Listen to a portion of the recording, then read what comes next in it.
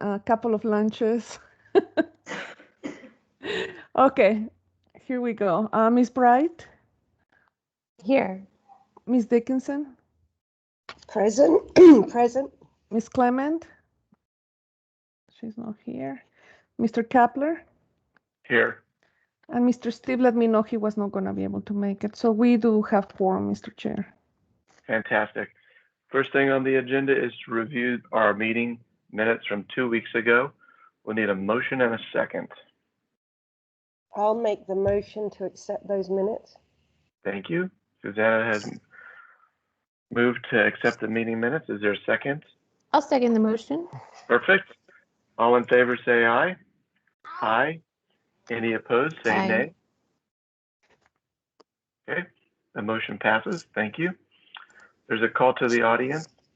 Is there anyone who would consider themselves an audience member not connected to an upcoming case that would like to introduce themselves? Usually there is not. So there's no audience.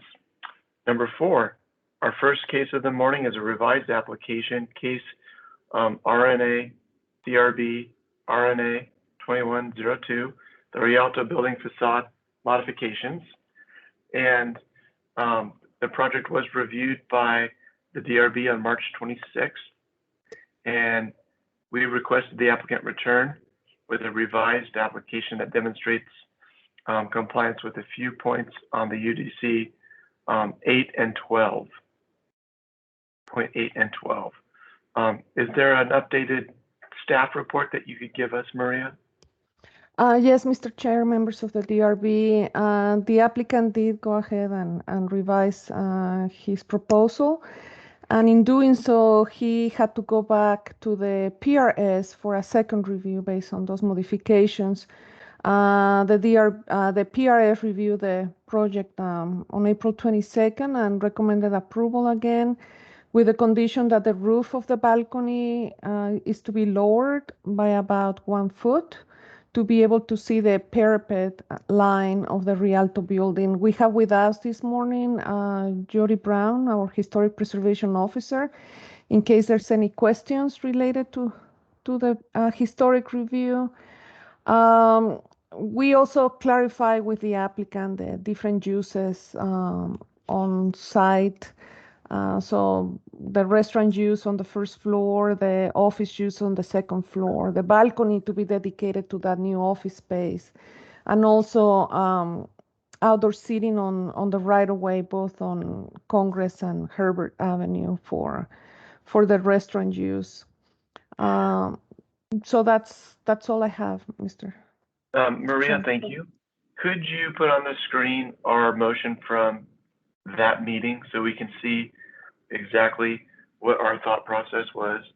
And that'll be a great starting point for the board.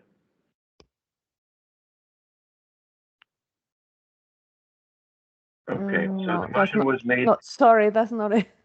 Oh. Let me go to the one on when we reviewed. This was from the last LAR scheme. Yeah, a little bit of a challenge to find that, but I think it would be helpful to our group to reset where we were at when we asked them to come back.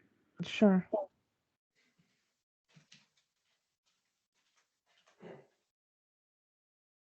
Just a little upfront investment in refreshing our memory could save some time in our review here.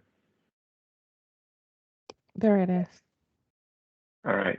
The motion was made by Member Bright to continue this case, requesting the applicant to return with a revised application that demonstrates compliance with 5127C3 8 and 12. Okay, so we probably needed to look at 8 and 12 on the UDC so that we understand what we were talking about. So 8 is modifications to the exterior of historic buildings shall complement the overall context of the downtown and respect the architectural integrity of the historic facade. That's number 8. And number 12, colors may conform to the overall color palette and context of the downtown area, or may be used expressively to create visual interest, variety, or street rhythms. The rationale for an expressive idiosyncratic use of color shall be described. Those were the sticking points for the DRB back in March. And if they've addressed those sticking points, we might only need to really evaluate this application in against those two criteria. That's just a little briefing for the board. I would. Mr. Chair, the other item was point 3. Point 3. This one. All new construction shall provide scale defining architectural elements and details. Gotcha. Any precursor comments from the DRB board, or shall we ask the applicant to make their presentation? Let's have the applicant make their presentation. Thank you and good morning.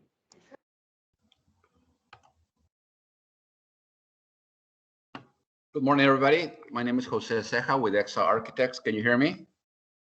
Yes, we can.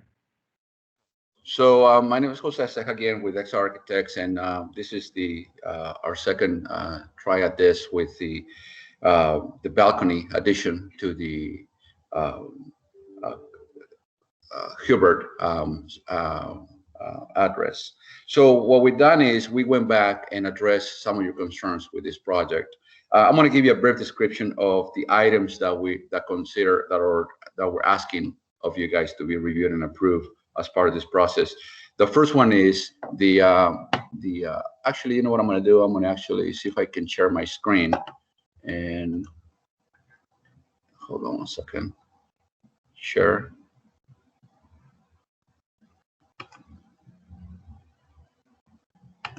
Okay.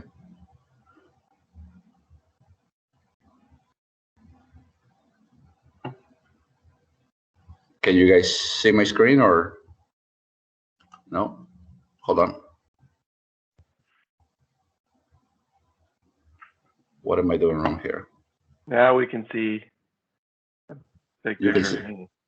can see a picture of you. I can see you too, but I'm stop sharing. I don't know what this is. It looks like it's your whole screen.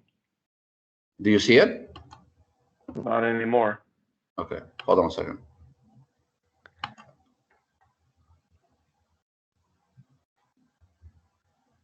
Yeah. Jose, you can share your desktop and then you can move freely in your computer if that's easier. And then Okay. Here you go. We can see whatever you select.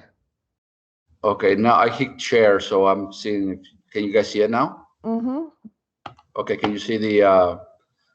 Okay, I'm gonna start with.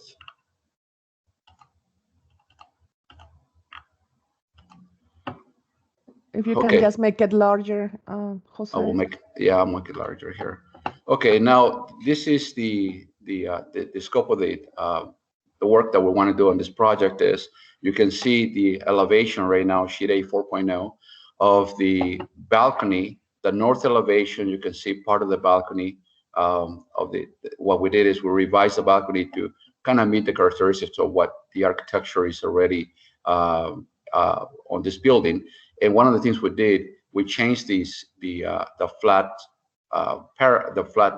roof to a slope roof, trying to somewhat mimic the existing. We're not going to match it because you have different materials and different finishes.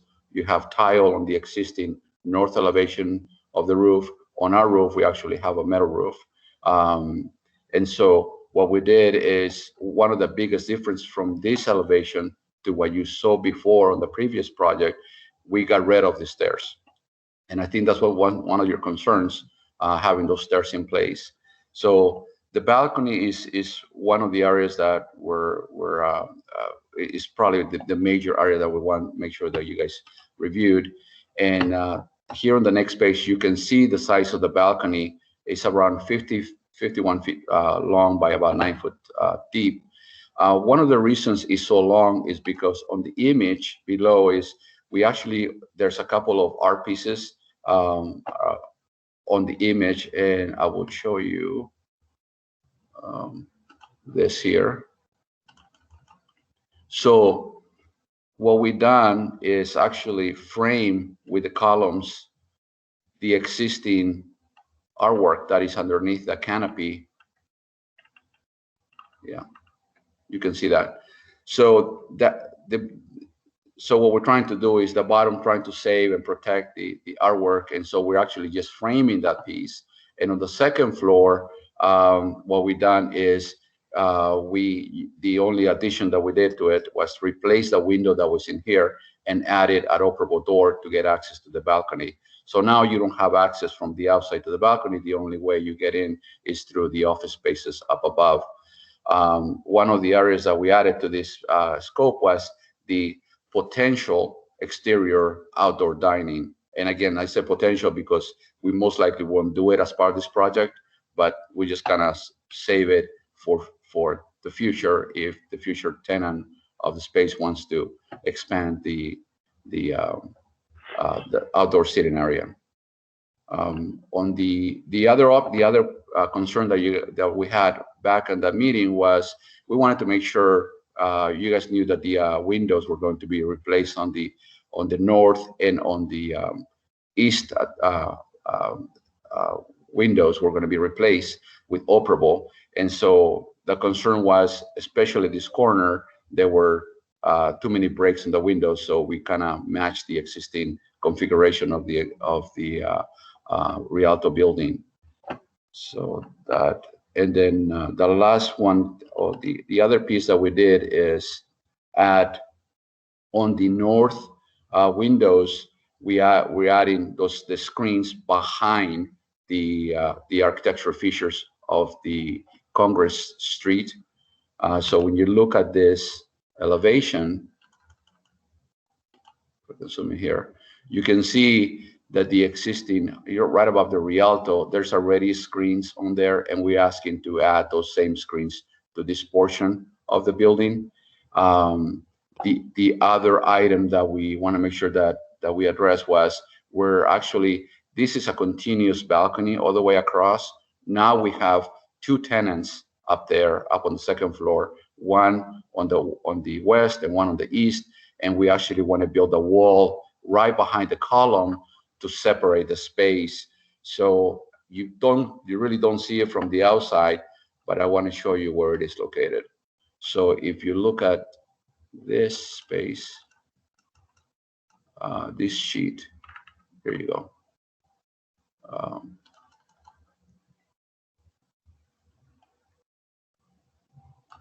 You can see this is the office, this is the balcony outside facing north, and this is the wall we want to add to it. That's an existing column.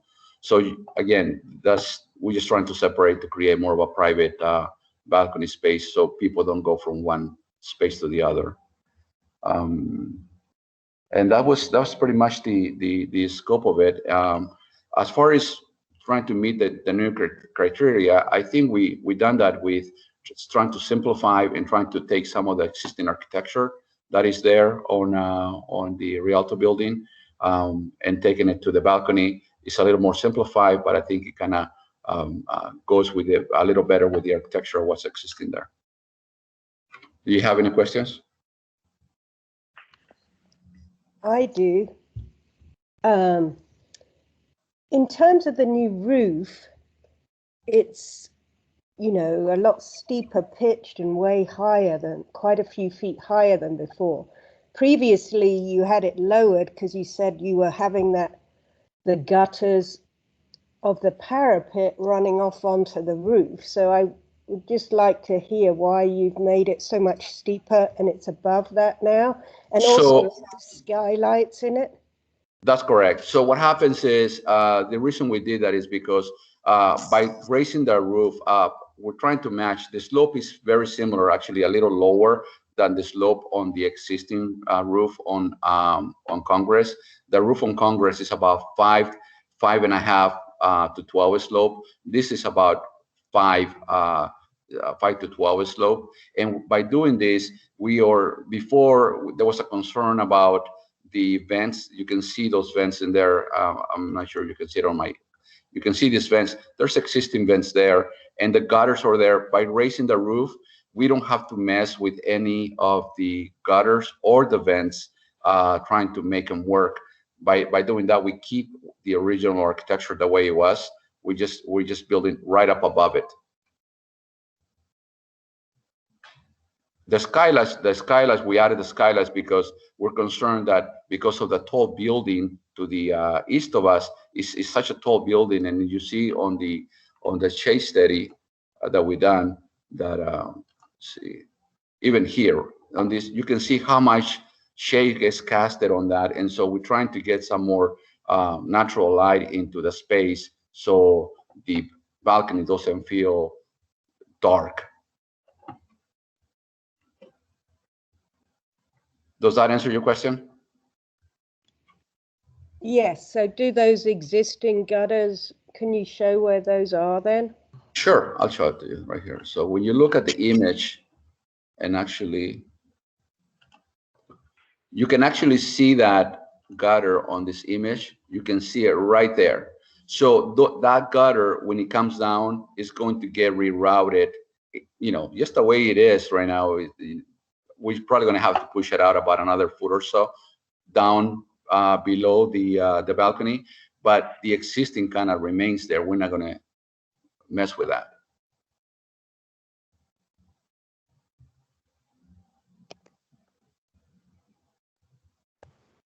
Does that gutter daylight somewhere, or does it go down into a drainage system? No, it actually goes. It just comes down and dies right underneath there. It's you know, everything lands out and just goes into the pavement area.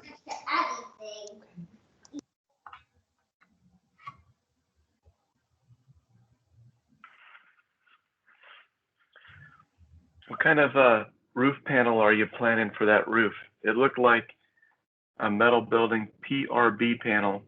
Yeah, that's what we're thinking. Some kind of a metal panel. You know, so if you know, I mean, we can definitely change that, but we were thinking metal panel. Yeah. Is there any other metal roof panel connected to this building so far? If so, what kind of profile do they have? So go ahead. So the only ones that we have, I think that you can see actually is on the back of the building. Let me see. Let me see if I have a picture of this.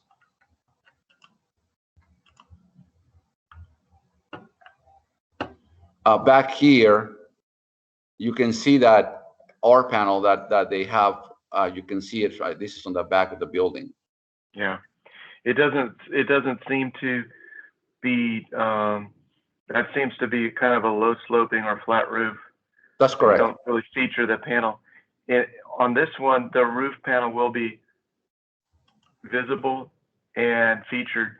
And I'd like to see an architectural panel there instead of that's kind of like the siding of a storage building.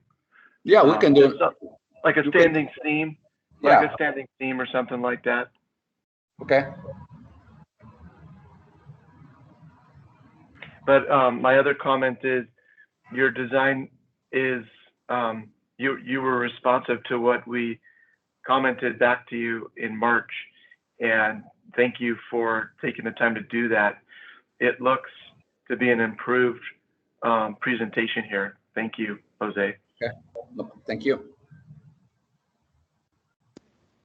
I would agree with that. I think it looks so much better the way you have it now, and you know that the stair was really kind of monolithic, and I think removing that is such an improvement to that facade. Yes, I agree. I was just looking at the elevations on Congress, and it looks like it's a corrugated roof. We'll make it a standing seam roof. Well, it might be nice to match what is on the other elevation. Corrugated on kind of Congress. has more of a historic feel for some reason in my mind. Oh, corrugated metal roof. Yeah. Well, it looks like that's what's on the other side of the Rialto. So when you look at the Rialto image, let me go over here. That roof is actually a tile roof. Oh, really? Yeah, it's actually some kind of a high gloss tile roof. Yeah, it looks corrugated because it's kind of like we're so far. I mean, it's such a small picture, but when you zoom in there, you can start seeing it. That's why I say we really can't match that kind of a tile. And I know on the previous meeting, we actually had a different design than this, where we actually were trying to match this, but there was a comment that we were trying to mimic too much of the existing architecture. So we're going back to simplify the balcony a lot more than what we have there. So the intent was not necessarily to make it look like it was original part of the architecture of this building. You just can't do that, but at least have some tendencies to that direction.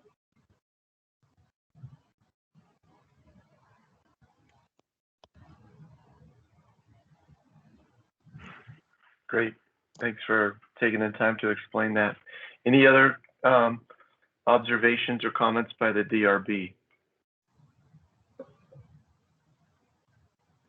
I just think it's greatly improved, and the flow of it looks much better. The design ties into the front facade of the building much better, and I appreciate the work that you've done to improve that. Thank you.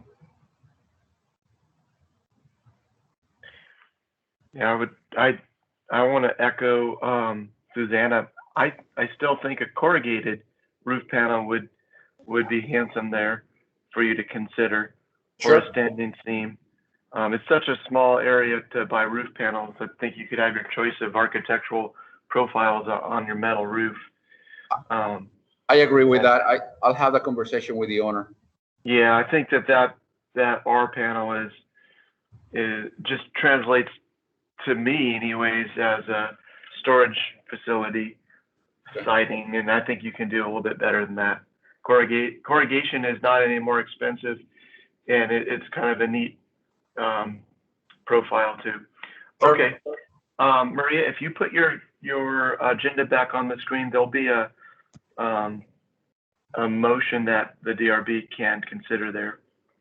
Mr. Chair, members of the DRB, before we move on, I would like to request Jody Brown's feedback related to the suggestion of a corrugated metal. Okay, great. Jody, are you there? Yeah, sorry. I have a little bit of concern about a corrugated metal roof.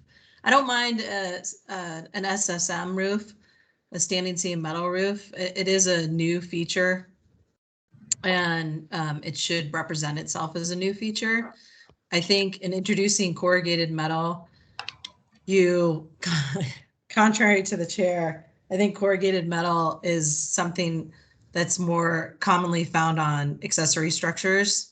And it's not something that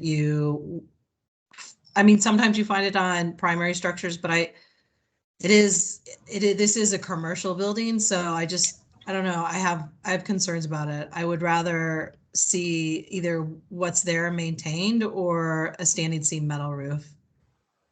It represents itself as new. It's not trying to be something that it's not.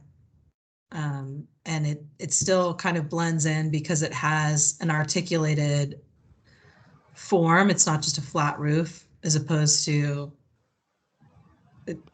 similar to the other buildings the other roofs that are articulated.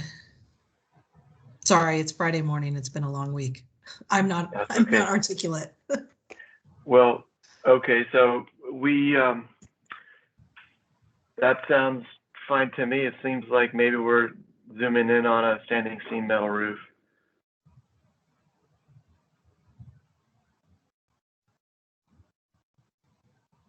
Thank you, Jody. Thanks, Maria. And I think in our motion that we make, we really don't direct that level of specifics of saying what kind of roof panel they need to incorporate. But we can, from there, that looks like a standing seam roof, that rendering. Anyways, let's look at the motion and see if the board is ready to make a motion, and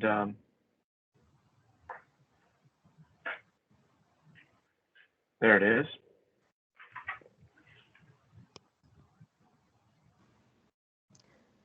I would like to make a motion. Go ahead. The Design Review Board has reviewed the applicant's project for compliance with the Rio Nuevo area design criteria and recommends to the Planning and Development Services Director approval, finding the project in compliance with the building design standards set forth in UDC Section 5127C1 through 15 and 5127D. Thank you, Rosemary. There's a motion. Is there a second? I'll second that motion. Great. We don't need any discussion, I don't think, so I'm going to call for a vote. All in favor of this motion, say aye or raise your hand. Aye. Aye. Any opposed, say nay. The motion passes. Thank you very much, Jose and applicant team. Thank you. You guys have a great day. Thank you, Jose. All right. On to the next case.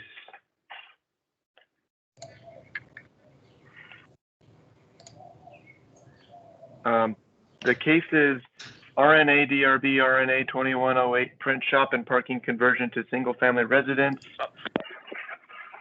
The applicant, and I'll ask the staff for a staff report on the application. Yes, Mr. Chair, members of the DRB. This is a property in downtown, 255 South Stone Avenue, and formerly had been used as a print shop and also a surface parking lot. So the applicant is proposing to convert the building into a single-family residence and an outdoor living area. And with that, there's several physical changes proposed to the structure, the existing structure. Also, the structure is a contributor to the Armory Park National Historic District. And the project was also reviewed by the PRS on April 22nd, recommended approval with the condition that the stucco features are preserved. And because it's in the RNA and exterior modifications are being proposed, it needs to be reviewed by the DRB. Okay, great. Thank you for that, Maria. The criteria that we're using to review this application is the exact same as the previous application, correct? That's correct, Mr. Chair. Because it's in the Rio Nuevo RNA Rio Nuevo review. Okay, let's open it up to the applicant for their presentation.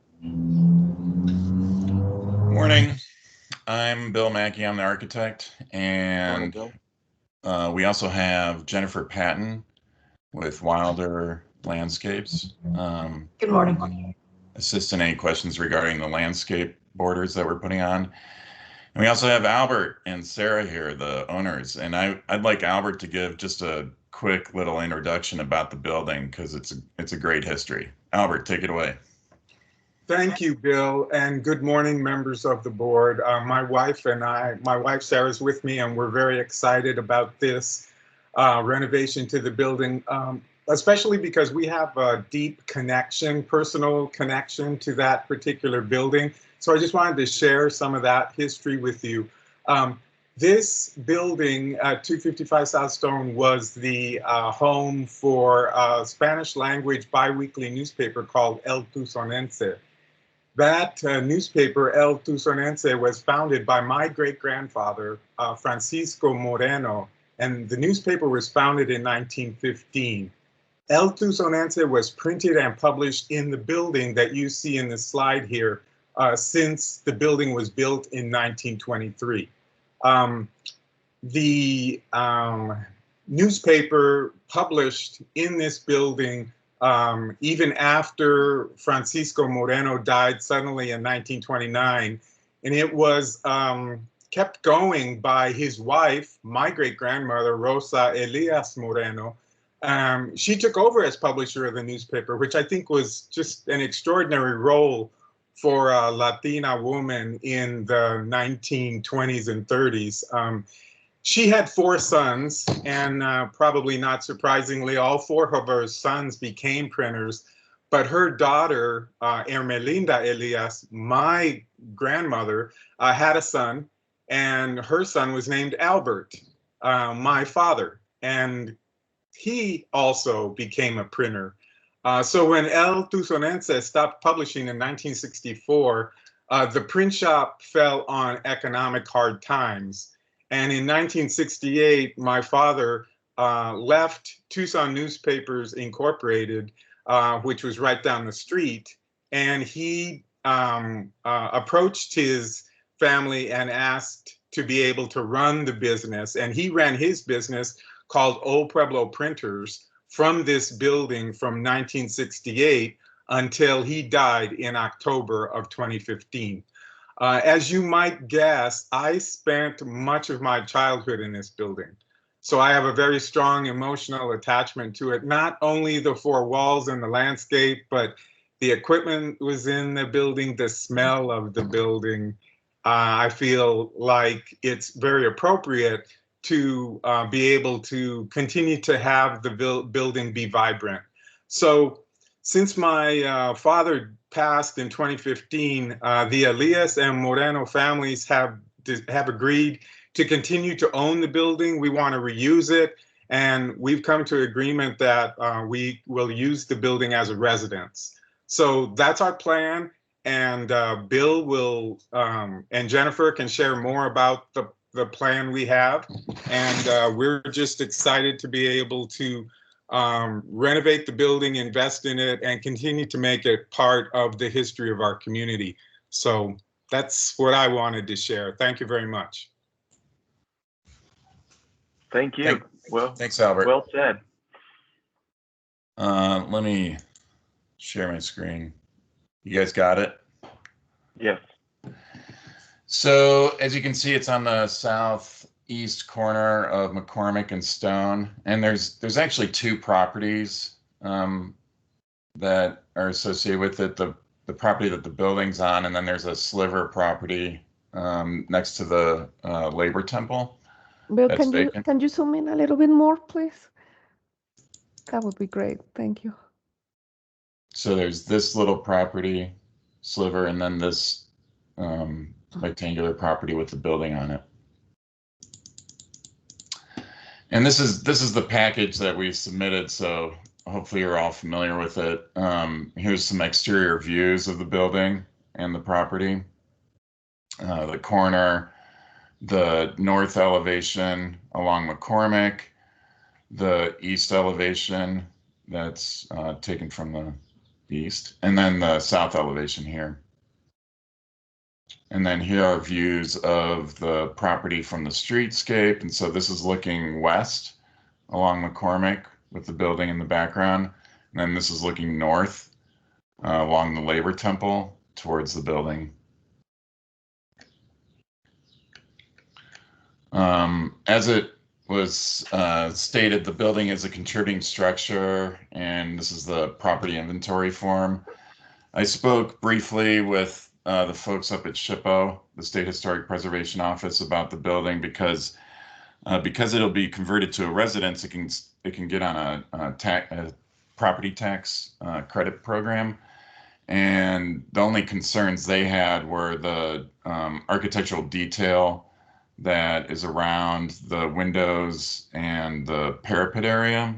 There's like pop-outs of the stucco, and they just wanted to make sure that those were still there and they would be left in place. That was really the only issue they had, and that was a discussion in PRS as well. So here's the site plan that was submitted for development review, and I think I have a so this is the demolition plan, and you can see most of the demolition is really concerning the windows. The building's in really good shape. The roof is fine, the walls are fine, but the windows have deteriorated. They're wood double hung, and so we're going to replace all of those and the front door and the double doors that are along McCormick, as well as this shed that's on the east side, and demo out the steps that go down to a door that accesses the building from the southeast corner. The grade is a little funky, and so all of the water is basically going to the west and to the north. And so we're doing some extensive landscaping to get water away from the building, and also creating kind of a oasis area located here that will hopefully get all the drainage over that could possibly come off of some of the ramps and the hardscapes. The major modifications that are occurring, at least from the appearance from the street, is we'll be putting a fence along the west property line and along the south that then continues on to a covered open carport with a roof, as well as a fence with some sliding gates along the north side. The fence on the along the west side is going to zigzag to allow for larger plantings, and then this fence along the north side is set back enough to put in some significant plants. So here are the elevations, and so this is the north elevation that you would see from McCormick. And so here's that corrugated fence. It's core 10 steel. It'll just rust. And then this is the carport structure beyond. The new windows are going to replace the existing windows. They're going to be replicas of that. They'll have aluminum facing. They're wood double hung, but with an aluminum skin on them to protect them. This is just a section showing the view from the Labor Temple, the south elevation, and you can see the hardscape that we'll be doing to get people into that door. The east elevation, which won't be visible, and then here's the west elevation from stone, and this is the fencing that will be along the south side of the building, along that west property line.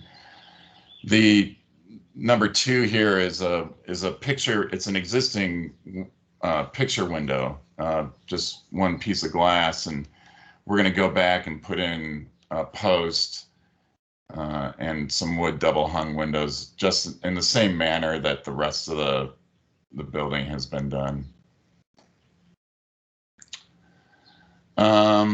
And then the rest of the submittal is really the R&D guidelines, and so the development zone and talking about how the building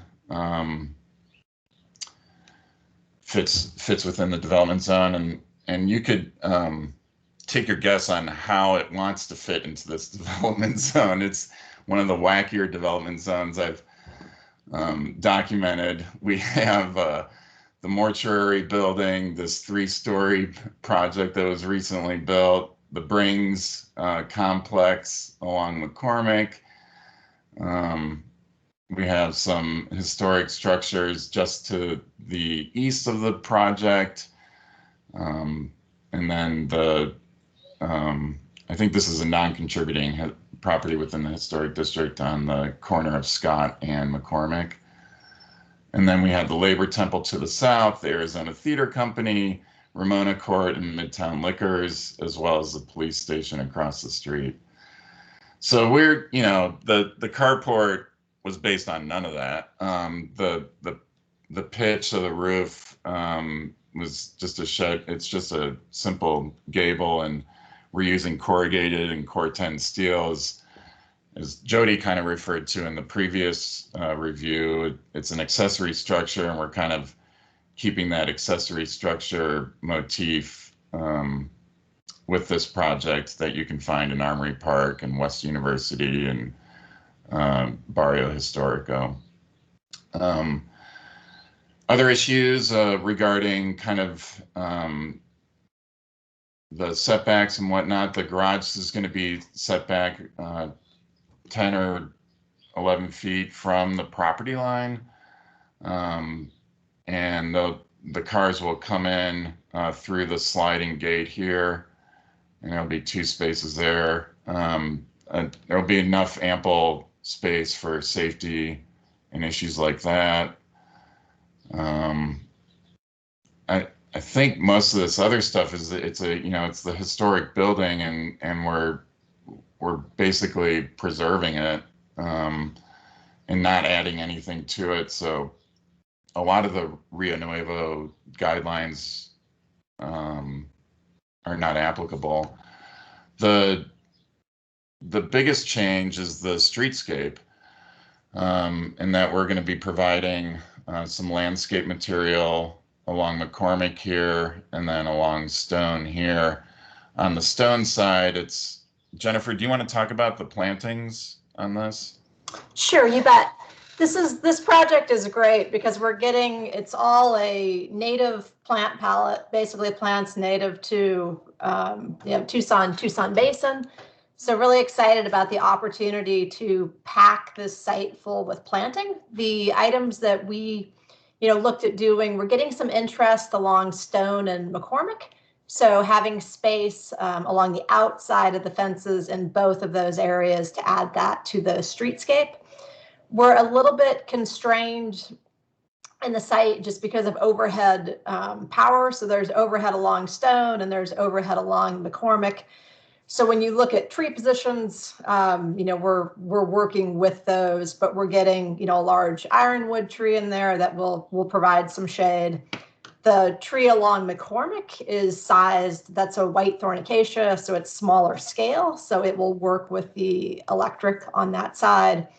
And in the interior of the site, as Bill mentioned, we have a lot of stormwater runoff coming from the adjacent site. So we have plants that can, work and take advantage of those conditions along there. And I may have been spacing out. Did you say what the planting types were along Stone? Yes, so along Stone, where Bill has those highlighted in green, we're using plants that eventually won't need irrigation. So we have the Santa Rita prickly pear, we have some fairy duster, so things with color and texture in that space. All right, thanks. The other issue, with DRB and the RN Rio Nuevo area guidelines is the shade, and so the building goes up to the property line. The building's historic, and there's not tons of room to provide shade along Stone and along McCormick. We are providing that one tree along McCormick, but then along Stone, it would be quite difficult to provide shade for the time of day and time of year that you guys require, the 2 p.m. 21. So I'm just showing that there. And then the other question I have, which is this is a question that's separate, is the 2 p.m. June 21 data that you guys have in the UDC. I always thought it was a different degree than what you're showing. And so I brought that up to Maria, and I don't know if that's something that your committee has talked about or what, but it's worth noting. That's it. Any questions?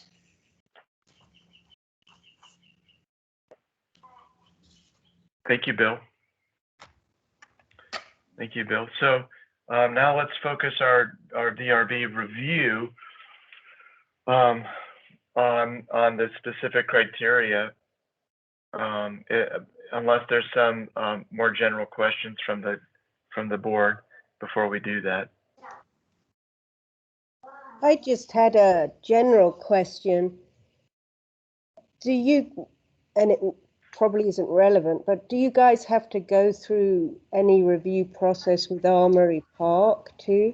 No, this is a property in the National Historic District. It's not in the local historic district, and so it's just PRS and you guys. Okay. We have not seen a residential case before. Isn't that right, Maria? I don't recall seeing one that's a residence. At least not while I've been, managing the RB. But residential buildings have to conform to the Rio Nuevo guidelines? Yes, Mr. Chair, members of the DRB, the code reads that any type of development, redevelopment, modifications of anything needs to comply with the RNA. Because some of the criteria is like very specific for public buildings, like promoting street activity. Most residents don't want to promote street activity right in front of their house. That's correct. Come on in. The barbecue's on. Come on in. I can't stop you. This is Rio Nuevo. You guys are coming over. That's correct, Mr. Chair. So it's up to the DRB to go through the criteria and decide, what's applicable and what's not. Okay. I see your hand, Rosemary. Yeah, just a quick question, and I think I know the answer based on your floor plan, but I just want to clarify. So the intention is for the property to be a single family residence. It won't ever be, divided and rented to multiple tenants or anything like that. Is that correct? Yeah, that's the intention right now. Okay. All right, let's go through our criteria. Number one, the proposed building shall respect the scale of those buildings located in the development zone. How do we feel about the scale of the accessory building garage?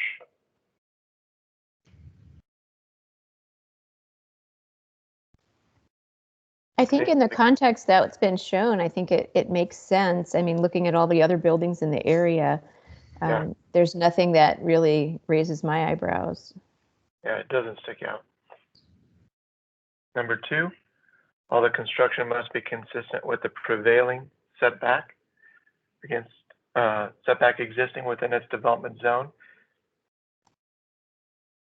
And the proposed setback will not be incompatible with adjacent properties. I believe the setback of the building is an existing condition.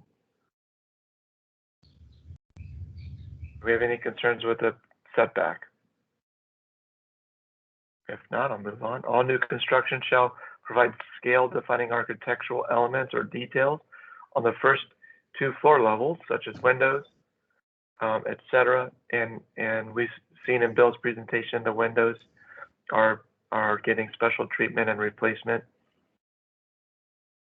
Number four, and board, just interject if I go too fast. Every commercial building frontage shall provide windows. Stop, this isn't a commercial building. Go to the next one. A single plane of a facade at the street level may not be longer than 50 feet without architectural relief or articulation. I believe that we don't have any monolithic blocks in the elevation there. 6, building facade design shall include pedestrian scaled, downshielded, and glare controlled exterior building and window lighting. I don't think we saw any comment on exterior building lights. Bill, is there any plans? Yeah, we'll provide probably a downlight above the corner entry door, and it'll be glare downshielded, glare controlled. But I don't think there will be any other exterior lights being provided. So it's right at the front door. Yeah. Okay. Speaking of the front door, number 7, front doors of commercial and government buildings shall be visible from the street, highlighted by graphics and lighting and marquees or canopies. What is happening to the, makes me think, what's happening to the sign on the building or the signage on the building? We haven't talked about that, but I'd love to see it stay. I don't know what your thoughts are, Albert. Bill, members of the board, yeah, I'd like to see the sign stay. It's part of the feel of the building, and I'd like not to remove it at this point. Great. That's the point here is the front door of commercial and government buildings. So I would say number 7 is not applicable to this review if it's a residential building. Nathan, real quick before we move along, I'd like to scroll back real quick to the lighting and just have a question. Is there any courtyard lighting or lighting in the landscaping?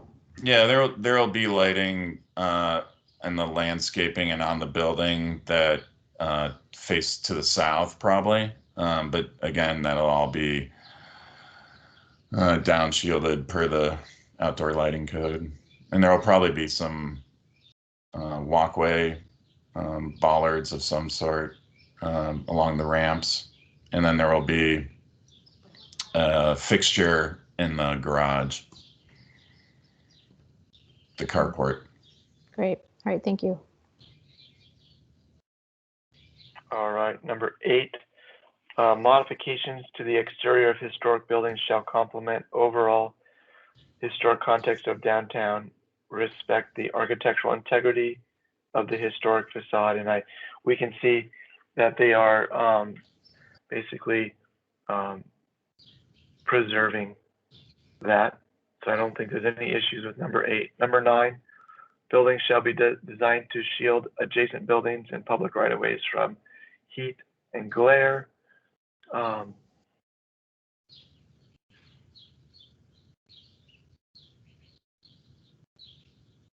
Is the garage building shielding adjacent buildings? I don't know. This seems to be like a new building criteria of some kind to shield the right-of-way from heat and glare. I think we can visit that when we talk about the shade study. 10, safe and adequate vehicle parking.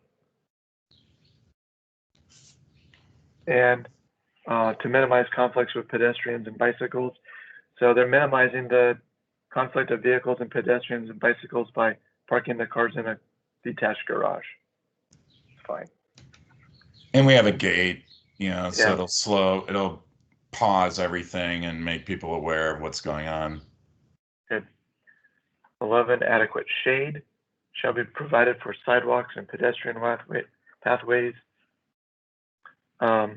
And this is where they ran into a challenge because of the building being so close to the property line where they need to provide shade. We can talk about shade. That's going to come up in the site review here. 12, colors may conform to the overall color palette. Are you guys changing the colors at all, Bill? We haven't really talked about colors. We'll have to repaint the building, but as far as will those accents be color, different color than the field? We haven't discussed that, and there's potential that they would, but it would be kind of in a similar vein. Nothing too contrasted. Okay. 13, new buildings shall use materials, patterns, and elements that relate to the traditional context of the downtown area. They have an existing building that is the context of the downtown area, so no issue there. 14, 24, this is the good one. 24-hour street level activity is encouraged by providing a mixture of retail, office, and residential uses. So it is a residential use. Just keep the door unlocked for people to come in 24 hours a day. The street level activity should be encouraged to come inside. I don't know. I guess it's contributing to the mix of uses as a residence. 15, primary public entries shall be, there's really no public entry, but it shall be directly accessed from a sidewalk. So is the front door going to be oriented to a sidewalk, Bill? It's the corner. Yeah, perfect. Okay, so those are the building related criteria. Now for the site ones, vehicular circulation, there's no parking lot and the ingress and egress of cars is through that gate into the garage.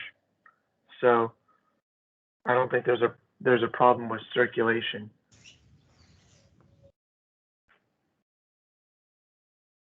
Parking.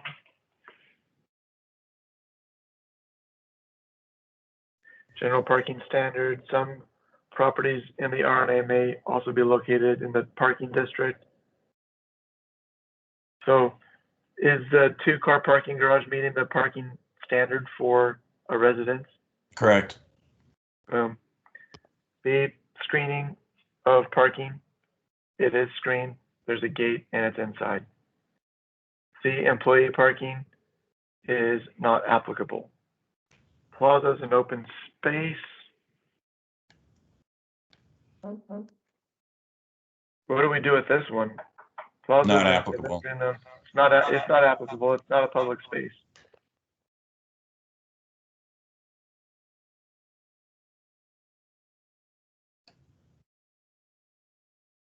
Views of historic properties should be considered.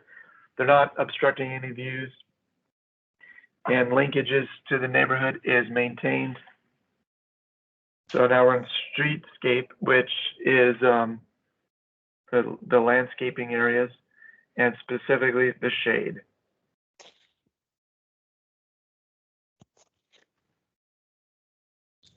So we will have less than 50% of all the sidewalks in shade on the summer solstice. Is that right, Bill?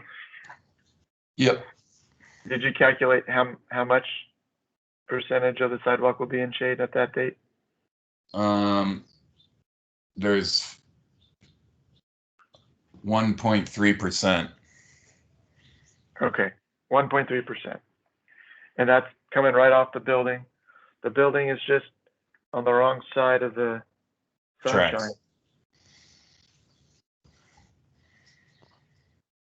And we investigated putting some trees in the sidewalk space between the sidewalk and the curb. It's just not feasible with the amount of infrastructure that's located there between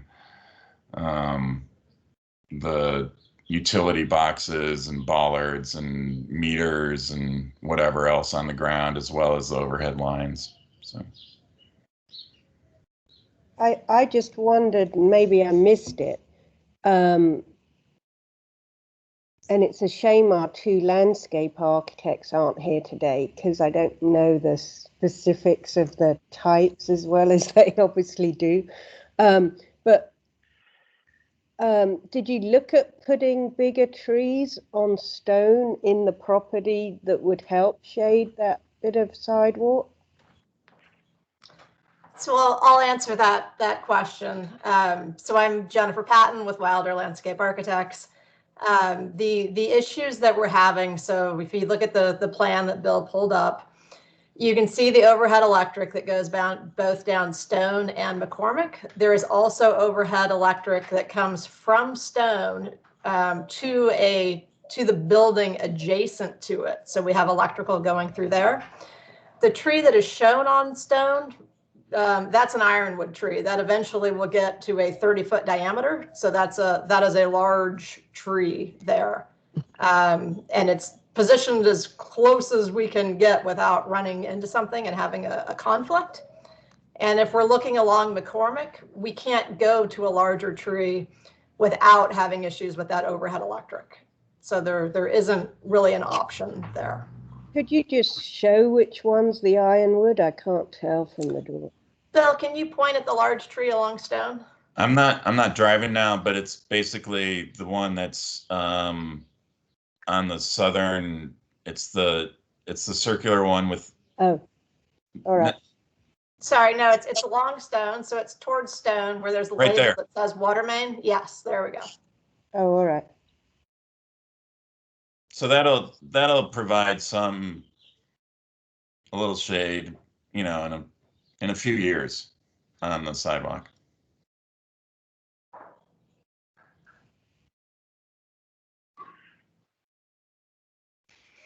And then just to kind of discuss that the historic nature of the building would preclude adding any kind of awnings or anything like that. It would really conflict with the facade of the building, it would seem to me. Correct.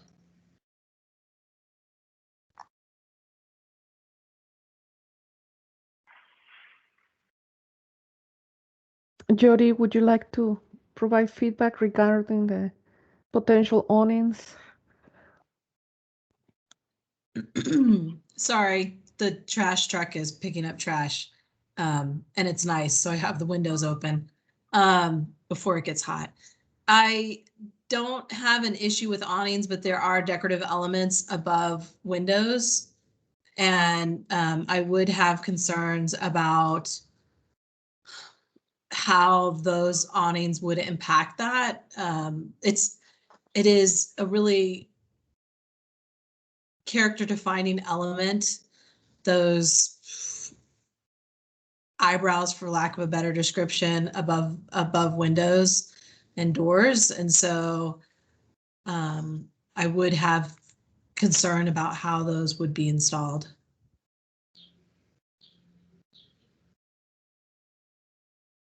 Thank you, Jody.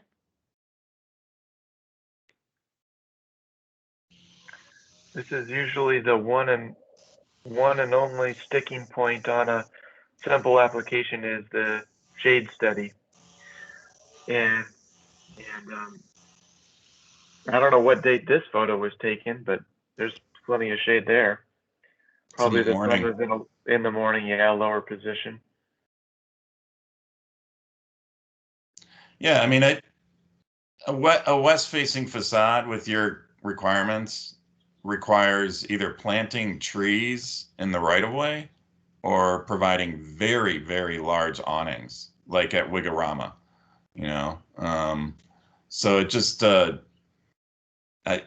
think the shade study needs to be revisited for one, but you know, in a case like this, especially with a historic structure, we're doing what we can. You know, we're planting that ironwood, and hopefully it provides a little shade. And I mean, I just let it go on this.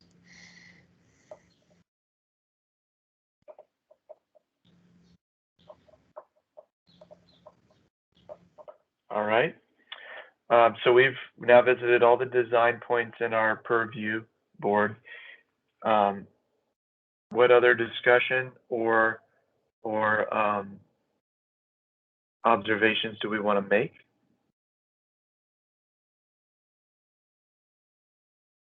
Maria has put a potential motion on the screen.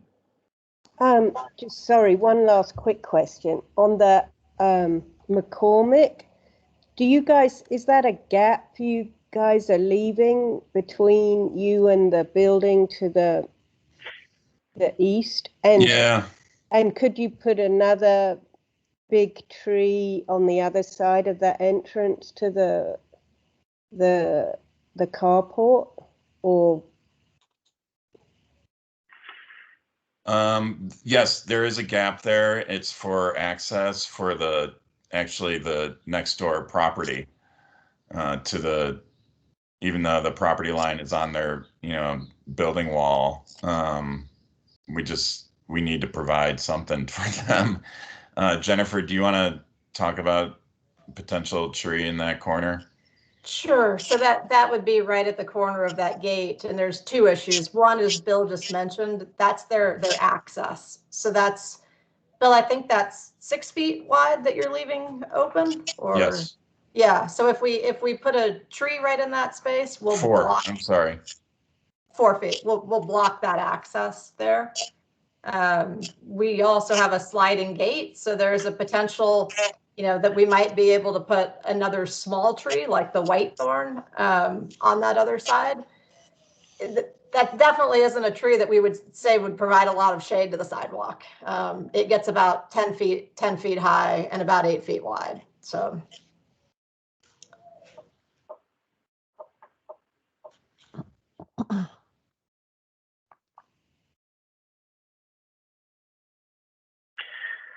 Is there any room, any potential room in the right of way for trees? Sometimes we can get permission an applicant can get permission from Tucson right of way to put a tree there. So the issue with that is what we're looking at with those overhead power lines. It really isn't possible to have a decent tree under an overhead power line, and there's also numerous utilities buried along Stone Avenue. So that's the issue that we're dealing with there. That picture's out of date. If I can share my screen and show current.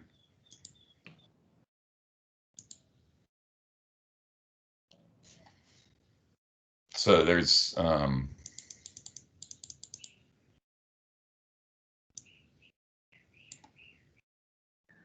the guide wires for the poles and these boxes, whatever they are, the bollards, parking meters,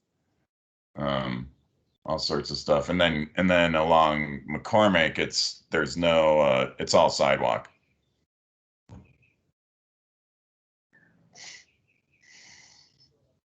There's no dirt area. Yeah.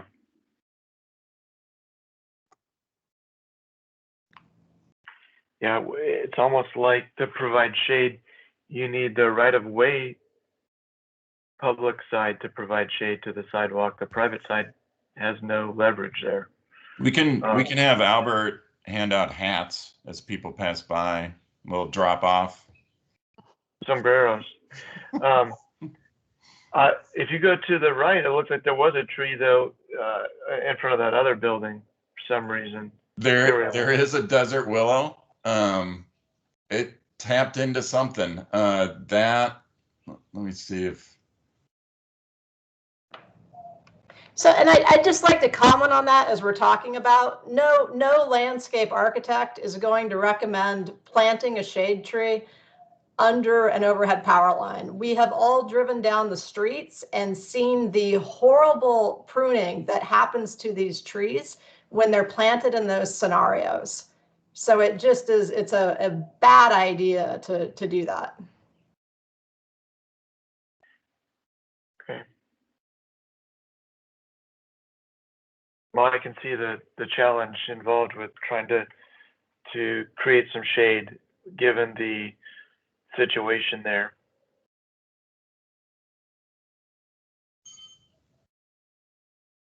I would be inclined to recommend to the director to approve this application without the 50% shade requirement.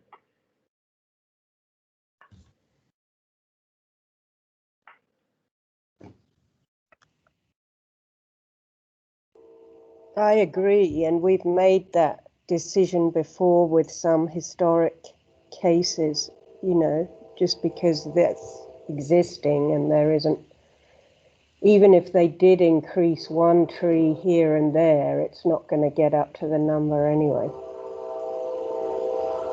All right. Good discussion and presentation. Let's see if we can get a motion. Yeah, I think I agree with all those sentiments. And I just want to say that, I think this is a fantastic project. It's going to really liven up that corner to have the landscaping there, and it's going to look green and beautiful. And I really enjoyed hearing about the history of the property. So thank you for the presentation. And with this landscape design, we will be bringing butterflies and hummingbirds back to downtown Tucson. That's great. When they're flying above the sidewalk, they're casting a shadow. That's part of your shade setting. Forgot to mention that. It's hard to calculate. Well, I'll make a motion then. The Design Review Board has reviewed the applicant's project for compliance with Rio Nuevo area design criteria and recommends to the Planning and Development Services Director approval, finding the project in compliance with the building design standards set forth in UDC section 5.12.7.c 1 to 15 and 5.12.7.d, understanding that because of the historic nature and site limitations of the property, the 50% shade requirement has been Cannot be met. cannot be met. Thank you so much. Great. There's a motion. Is there a second? I'll second the motion. Good. You guys are doing great on the 1-2. I like it. I will call for a vote. All in favor of this motion, say aye and raise your hand. Aye. Aye. Aye. Any opposed, say nay. The motion passes. Thank you very much. Applicant, owner, architect, landscape people, thank you very much. Thank you. Thank you. Thank you for your support. Can I ask you guys about this solar angle thing? Are you claiming that the somehow the angle is not the right angle at the right time? I haven't seen a solar diagram that shows what your guys are saying. Maybe I'm doing it wrong, but the one that I have, and a lot of them that I look at, is the sun's only 66 degrees in the sky at 2 p.m. and it's at a different degree. It's at 82 degrees above the horizon is like near noonish. Oh, it's around noon. Well, and 82 degrees on the graph is a different number. It's more the azimuth. But anyway, has anybody brought this up before? Nobody has brought it up before, and in order to settle this, what are you doing on June 21st at 2 o'clock? And do you have a protractor? I'll check it out. I'll check Ladybug out later today. How's that? That would be great. Yeah, let me know, Susanna, because it's a lot of decisions are being made on this, and I've never seen it 82 at 2 p.m. But I don't know. Maybe my graphs are wrong. Bill, are you seeing it should be more like 60 something percent? According to my solar path diagram, the old school little thing, it's 66 degrees in the sky. 66, okay. And then it's at 105 from north, which is, I'm wondering if that's where the 82 came from, but that's a different, and then I check some other places online and then I start getting all sorts of different answers, so. I'm happy to look into it, actually. It should be fairly easy for me to get an accurate result. That'd be great. Great. Yeah, Mr. Chair, members of the DRB, I forwarded Bill's concern to Dan Bursuck, our code guy in the office, and I'll touch bases with him again. Great. All right. Thanks for pointing it out, Bill. Well, hopefully I'm wrong. Anyway, thanks a lot, you guys. Okay. Last thing on our agenda is staff announcements. Are there any staff announcements, Maria? Nothing new, Mr. Chair. Just wanted to put back in your radar the Broadway, the Sunshine Mile overlay district. We're expecting that's going to be seen by the mayor and council sometime in late June. So if that one gets approved, just a little reminder that the DRB is going to be one of the review bodies involved in applications along the stretch of Broadway between Euclid and Country Club. Okay, great. Do we have a meeting in 2 weeks? I haven't received any projects yet, but their deadline is next week, so I'll keep you posted. Okay. Any announcements or comments from Rosemary or Susanna? Nope. No, nothing much. I was just going to say along the lines of the Sunshine Mile, I'm on the AIA board and we have a presentation next week on the Sunshine Mile on the 12th. So if anybody's interested in viewing that, it'll be at 4:30 p.m. on May 12th, and I'm happy to pass information along. Is that an on-site tour or is it a webinar or something? It's a Zoom webinar. It'll be with Michael Becker, Fletcher McCusker, and Carrie Sylvan.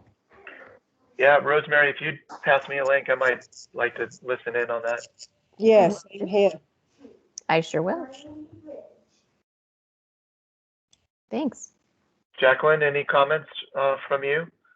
Did we do all right? Yeah, I think it was good. It was really interesting. Good. All right. Thanks everybody for the time, and we are now adjourned.